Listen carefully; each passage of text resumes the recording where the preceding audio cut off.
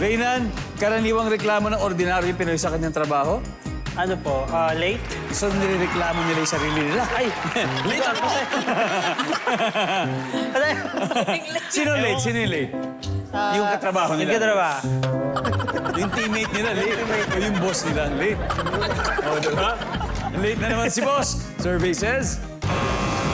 Okay. Julia, meron pa. Kailangan masagot mo to. Yes. Karaniwang reklamo ng ordinaryong Pinoy sa kanyang trabaho. Toxic na sistema. Toxic. Toxic environment, Yes. diba? Ayaw natin yan. Survey says. Oh.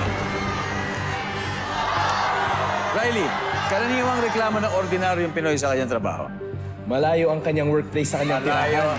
Shanali, Toxic ang workplace. Valence, Maraming chismosa. maraming chismosa.